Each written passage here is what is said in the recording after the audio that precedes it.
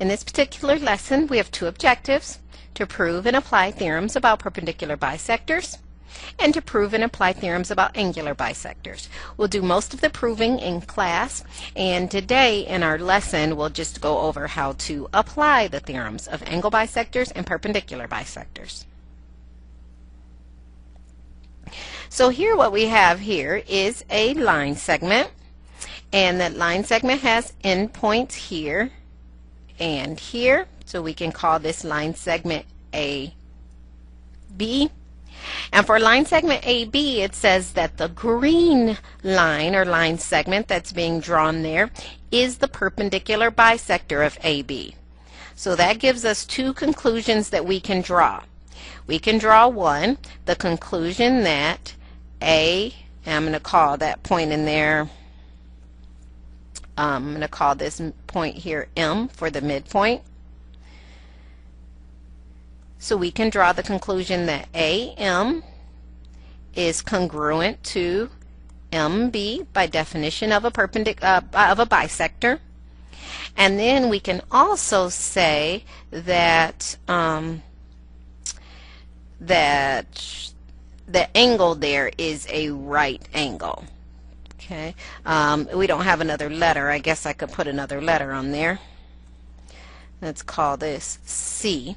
So then we can say that angle CMB is a right angle.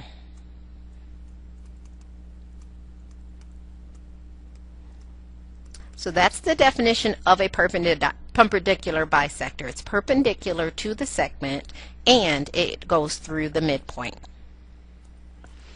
So the perpendicular bisector theorem says that if a point is on the perpendicular bisector, so along our perpendicular bisector here, which is line L, you can pick any point on that line. Okay? It says then it is equidistant from the endpoints of the segment. That means no matter what point I pick, they picked here this point X, the distance from A to X is equidistant or the same as the distance from B to X. So it's equidistant to the midpoint. So XA is equal to XB, or we can say segment XA is congruent to segment XB. And that's the perpendicular bisector theorem. Now, also, its converse works. So here's the converse of the perpendicular bisector theorem. So we're going backwards. We're saying if a point is equidistant from the endpoints, that means if a point is the same distance from the endpoints of the segment, so point X is the same distance away as from A as it is from B, then it's safe to conclude that line L is the perpendicular bisector of AB. So we can assume that AY is congruent to YB, and we can also assume that angle XYB is a right angle, that those are perpendicular. So that's the converse. The hypothesis and the conclusion switched places. So here's an example with the perpendicular bisector. We have segment ML, and we have line NP. And we know that line NP is the perpendicular bisector because it's these two segments are congruent and it's a right angle. So if that's the case, the distance from any point on the bisector to the endpoints has to be the same. So because it is the perpendicular bisector, and because, the measurement from N to L, which is the endpoint, is 9.6, then the measurement from N to M, or M to N, which is what we're trying to find, is also 2.6. And I think I misspoke and said 9.6. I meant 2.6.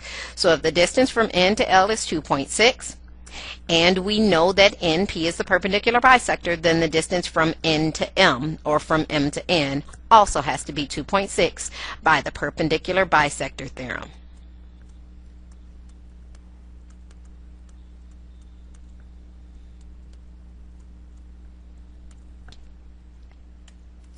Okay, so in this particular problem, we're trying to find the measure of segment BC, the measure of segment BC. Well, we know that the measure of DC is 12. We know that AB is 38, and we know that AC is 38. So using the converse of the perpendicular bisector theorem, because the distance from a point to the end points is the same, they're both 38, then that means that segment AD, or line AD, is the perpendicular bisector of segment BC. So it's the perpendicular bisector there. Oh, I'm writing too far over. Sorry about that. Okay, so because it's the perpendicular bisector, by the converse of the perpendicular bisector theorem, we know that D is the midpoint of BC.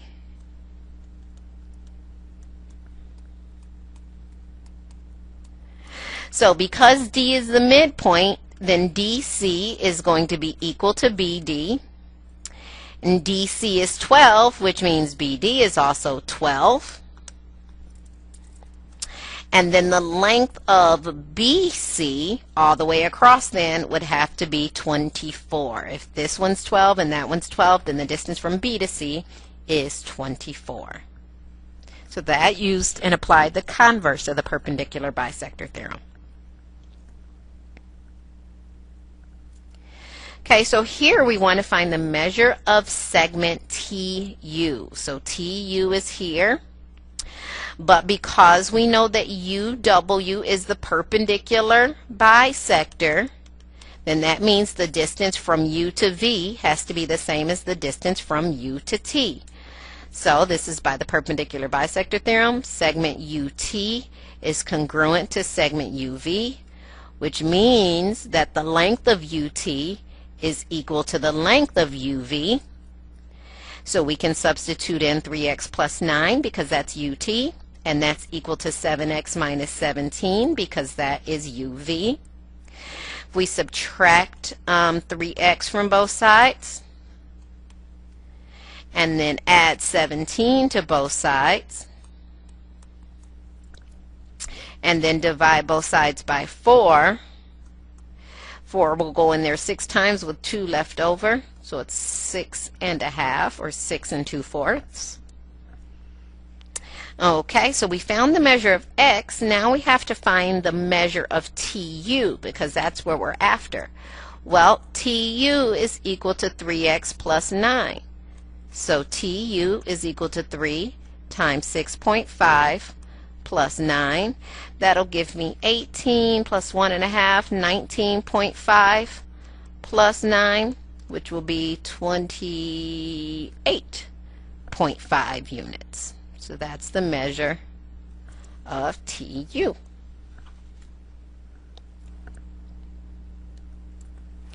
Okay, so our next concept that we did in class was that of an angle bisector. So if we have angle BAC and we construct the ray that bisects the angle, so here they're just using Greek letters saying that alpha prime is congruent to alpha, but all they're saying is we can call those anything, that these two angles are congruent, and that makes that the angle bisector. Now we talked about the distance from an angle bisector to a side, and that distance is demonstrated in this diagram here. Whenever you're going to do the distance from a point to a line, you have to draw the segment that is perpendicular to that line. So if I were to choose a point here on the angle bisector, and I wanted to know the distance from point P, let's call this angle ABC. Oops, sorry. So if I wanted to know the distance from point P to ray BC, or to the side of the triangle, I have to draw the segment that is perpendicular. And if I call this E, then PE is the distance. Okay? And likewise, if we went on the other side, we would have to come down so that we're perpendicular, and then that would be the distance. So that's what we mean by the distance from an angle bisector to a side. Has to be perpendicular. If I just draw this, that is not the distance. Has to be perpendicular in order to be the distance. Okay, so the angle bisector theorem says if you choose a point on the angle bisector of an angle, then it is equidistant to the side. So the distance from A to C is the same as the distance from B to C. So that's the angle bisector theorem. And we know it's an angle bisector because APC is congruent to BPC. The converse of the angle bisector theorem is also true. So in this case, it's saying if the distance from a point on the ray in the interior is, if that distance from C to B is the same as the distance from C to A, then we can draw the conclusion that this ray PC is the angle bisector, and then therefore we can draw the conclusion that this angle here is congruent to that angle.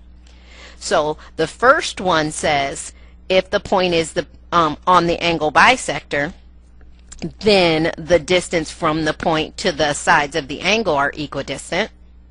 This one says if the distance from the point to the sides of the angle are the same, then the ray is the angle bisector. So here we're trying to find the measure of angle EFH given that the measure of angle EFG is 50. So we know that EFG is 50. We know that, can't write in black on black, we know that ray FH is the angle bisector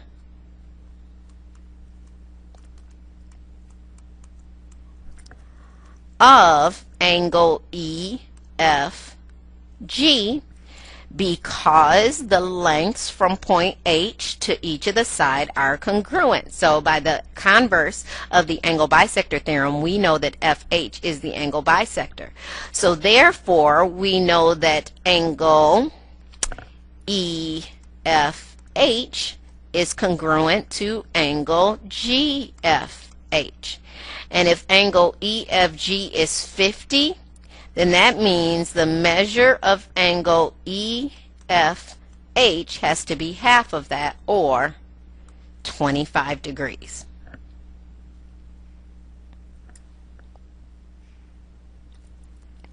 Okay, here we're trying to find the measure of angle MKL. So MKL, that's this angle right in here, MKL, so we're trying to find the measure there. And we also know that KM is the angle bisector because ML is the same as MJ. So that means that angle JKM is the same as angle LKM. So therefore we can set these equal. 3A plus 20 has to be equal to 2A plus 26. So we get A equals 6, and then to find the measure of angle MKL, we would have to do 2 times 6 plus 26, and that would be 8 plus 26. So the measure of that angle would be 34 degrees.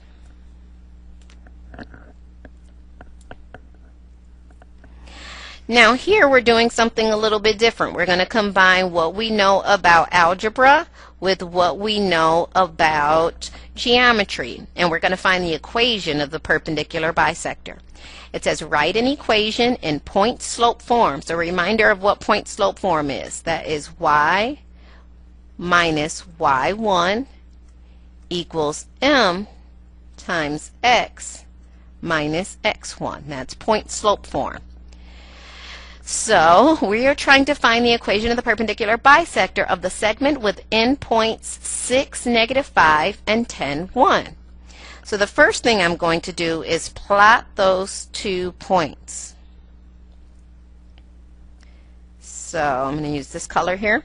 We've got 6, -5. So that's point C. And 10, 1 is here. That's point D. and we want to find the equation of the perpendicular bisector there. So the very first thing I know about a perpendicular bisector is that it's going to be perpendicular. So if I find the slope of segment CD by doing y2 minus y1 over x2 minus x1, I get a slope of 6/4 or 3/2. I know that the perpendicular slope is the opposite reciprocal, so it has to be -2/3. So that's the first thing I can find out by the perpendicular bisector. The second thing I know about a perpendicular bisector is that it bisects, which means it has to go through the midpoint. So the midpoint of segment CD is the sum of the x's divided by 2 and the sum of the y's divided by 2. So the midpoint of that segment is going to be the point, this is 8, and then this is -4 divided by 2, which is -2. So the midpoint is going to be 8, -2, which is right here. So I know I need the line that passes through that point and that has a slope of -2/3, and I need to write it in point slope form. So the equation of my line would be y plus 2 equals -2/3 times x minus 8. And if I were to go here and go down 2 over 3, I would get that, or up 2 to the left 3, I would get that, and then this is my perpendicular bisector of segment CD. And there's